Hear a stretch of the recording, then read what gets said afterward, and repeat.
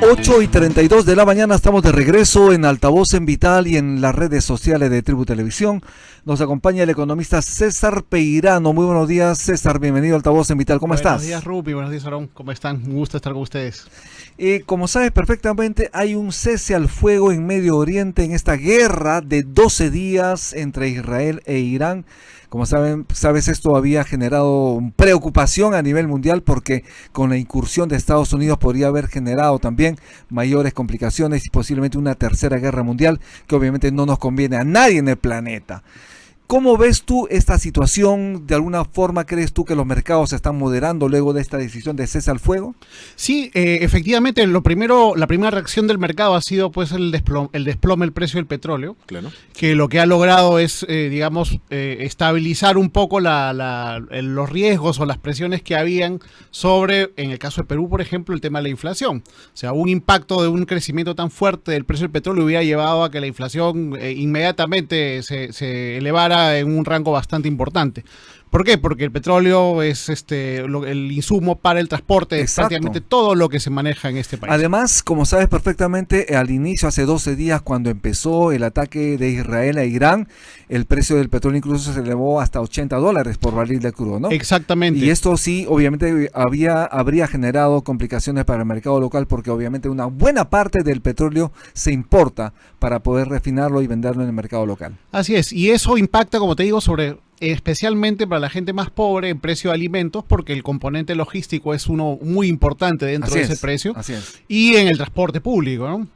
Como sabes también, en esta zona llamada Hormuz, en Medio Oriente, en algún momento Irán había aprobado ya incluso imposibilitar el paso de los buques cargueros de petróleo de diferentes países, y esto obviamente iba a complicar más. Sin embargo, este cese al fuego es una buena noticia que debemos celebrar, ¿no?, a nivel mundial, pero también hay que estar atentos a las escaramuzas que luego podrían surgir. Exacto, el tema de Hormuz fue lo que detonó, digamos, finalmente la intervención política de China, Rusia y de Estados Unidos, ¿no? Ya cuando Estados Unidos decide entrar y ataca a Irán, Irán decide cerrar el estrecho y China y Rusia presionan a Irán para que eso no suceda. ¿Por qué? Porque el 30% del petróleo que se produce en Medio Oriente y que utiliza la ruta también para poder llegar al Asia, pasa por ese estrecho. Entonces, económicamente iba a ser un golpe muy fuerte. La economía rusa está por entrar en una recesión. Claro. China está complicada por el tema de los aranceles, que Estados Unidos sigue siendo su principal mercado de exportación. Por lo tanto, económicamente, un golpe de ese tipo podía crearles un problema económico muy serio. Y además Rusia continúa obviamente con esta guerra con Ucrania, que no le conviene obviamente participar en otras más. Así está es. muy entretenido, entre comillas, allí. Así es. Ya la historia de los alemanes en la Segunda Guerra Mundial, de tener dos frentes abiertos al mismo tiempo, saben que es un fracaso inminente. Sin embargo, si bien es cierto que el precio del petróleo en algún momento trepó y está bajando ahora, el precio del oro se mantiene alto, ¿no? Es un metal de refugio de los inversores, ¿no?, de quienes tienen dinero y que quieren mantener su dinero al alza. ¿Cómo ves esta situación respecto al oro? Claro, mientras haya conflicto como el de Ucrania con Rusia y la política comercial de Estados Unidos todavía no termine de definirse formalmente, los inversionistas lo que hacen es ir a las inversiones más seguras. En el caso de en otros tiempos eran los bonos del Tesoro americano, era lo más seguro que había. Sin embargo, ya que Estados Unidos es el que está manejando una política comercial diferente, pues ahora el oro se ha convertido en ese refugio para la mayoría de inversionistas, y eso ha hecho que el precio se eleve. Pero el dólar también, como sabemos, ha estado bajando. Ha estado bajando en el mercado local y a nivel mundial también. Aquellas personas que han depositado su dinero en dólares obviamente la están pasando mal. Así es.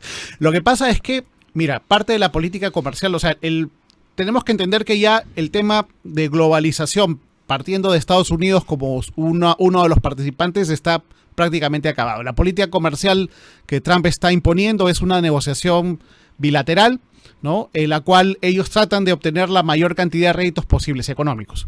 Y parte de este plan significa la, reindustrialización o mejora del sistema industrial americano, pero para no solamente mejorar el mercado interno, sino también exportación de productos industriales. Y para exportar productos industriales tú necesitas tener una moneda, digamos, relativamente débil. Exacto. Y eso es lo que está haciendo. O sea, me parece que a donde apuntan es a devaluar el dólar frente a las otras monedas para que puedan tener una ventaja competitiva financiera y poder exportar más productos al exterior. Entonces, claro, con eso logras revertir el tema del déficit fiscal que tiene Estados Unidos. ¿Por qué? Porque vas a tener el déficit de balance de pagos, porque vas a tener un mayor ingreso de moneda al país. Eso es lo que creo que está buscando y esa política se va a mantener. Por lo tanto, este resultado que estamos viendo de un dólar contra el sol bajo, lo vamos a mantener por un cierto tiempo. ¿Aproximadamente cuánto tiempo? Porque la gente tiene que tomar sus previsiones. Si tendrías una bolita de cristal, obviamente lo dirías con mayor plenitud. Todavía no he conseguido todavía ese instrumento, pero probablemente sean varios años. O sea, tengamos esta política por varios años. Por lo menos. Pero con un dólar barato, entre comillas, los exportadores peruanos van a ganar menos. Pero también los industriales peruanos con un dólar barato van a poder traer bienes de capital a menor precio y eso es valioso. Sí. Exacto. Ahí tienes que balancear cuál es el esquema. Si con un dólar barato vas a aumentar importaciones, bueno, en otros tiempos eso hubiera sido un gran problema. Hoy día que tenemos, digamos, un stock de dólares muy importante por el ingreso de exportaciones, principalmente mineras que tenemos y de agroexportación, no es un problema tan serio. Si esto hubiera pasado hace 20 años, hubiera sido un descalabro. Sin embargo, hoy día no. Hoy día nos ayuda, por decir, a tener bienes de capital más baratos. Lo que debería producirse aquí en el Perú, como conversábamos en la entrevista anterior, es que debemos nosotros ir a un proceso de industrialización, ya que todo el mundo se está industrializando y está nuevamente requiriendo poder establecer una industria local más fuerte. Aquí deberíamos iniciar ese proceso. Ya no hay las barreras, ya no hay los problemas, ya nadie te va a poner un arancel, porque ya vemos que todo el mundo ya más o menos cerró su economía o se estabilizó en una política comercial. Y como conversábamos, hay un mercado potencial muy fuerte para la industria peruana. Ecuador, parte del límite amazónico de Brasil, Bolivia, que está en una crisis espantosa, el norte de Chile, ¿no? Y probablemente la Argentina, como veíamos, el proceso de industrialización que ellos están teniendo te deja un mercado importante. Si el Perú aprovecha esa oportunidad manejándose como lo está haciendo Trump en el caso de la política comercial, en una negociación regional, podríamos tener una muy buena oportunidad de poder industrializar nuevamente el Perú. ¿Dónde están esos nuevos motores en la industria que podrían posibilitar precisamente revertir la situación de bajo crecimiento en el país? Mira, ¿qué sectores? Sí, lo primero que hay que hacer es energía. Tú tienes que poder, digamos, toda la Sierra de Perú es un potencial de generación hidroeléctrica muy importante. Tú puedes tener toda la cordillera llena de centrales hidroeléctricas y con eso bajar el costo de la energía para que la industria pueda tener el principal componente bajo. Eso te va a llevar a un cambio de la matriz energética en el transporte, en la industria. Exacto. Pasar de una energía cara o del gas o en el petróleo a energía eléctrica. Eso te va a derivar con otras industrias paralelas, por ejemplo, el caso de las baterías eléctricas, ¿no? Que hoy día la tecnología ya de litio está pasando al olvido y está llevando al tema de las baterías de sodio. Entonces, sodio producimos, litio tenemos una mina, pero no hemos logrado hacerla producir. Entonces, tenemos las condiciones para poder hacerlo. La cuestión es decisión, ¿no? Y por el lado de la minería, por ejemplo, industrializar la producción de cobre, ¿no? Tenemos 4 refinerías, de las cuales solamente una trabaja, ¿no? Podríamos explotar ese tema, podríamos explotar la propia producción de oro para poder hacer estos microcomponentes para electrónicos. En India y en China, por ejemplo, demandan muchas joyas, y en Estados Unidos también, en Canadá, por ejemplo. ¿Por qué no industrializar una buena parte de ese oro que se exporta en barras, ¿no? Así es. Entonces, esta es una cuestión de política. O sea, no puede ser que para una economía pobre como el Perú, el negocio más rentable sea la banca. La banca además, es más oligopólico. Así es, sí. Es más rentable que la minería. O sea, la banca, los rendimientos de la banca el año pasado fueron 28% y la minería 26%. Entonces, no es dable que el principal sector exportador sea menos rentable que el sistema financiero. El Banco Central de Reserva redujo su estimado de crecimiento del Perú de 3,2% a 3,1%. Al parecer es ínfimo, sin embargo, sí se siente, ¿no?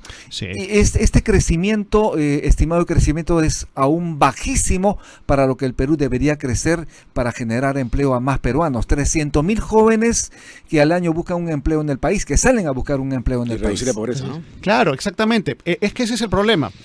si mantenemos este modelo como está, vamos a tener siempre entre un 20 y 30% de gente pobre, que no va a poder salir. Y es gente que está más de 30 años en pobreza. Entonces, tú no le puedes pedir a esa gente, oye, dame 30 años más para salir, ¿no?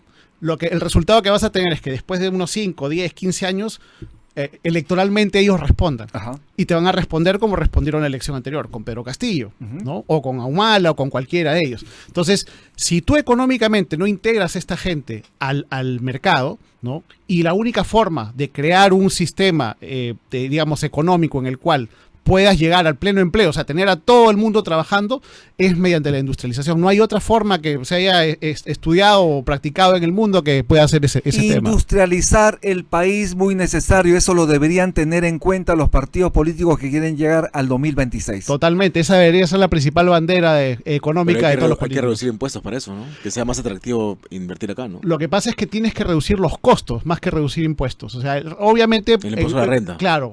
Un primer momento probablemente tengas la necesidad de reducir impuestos, pero como te digo, lo principal son reducción de costos.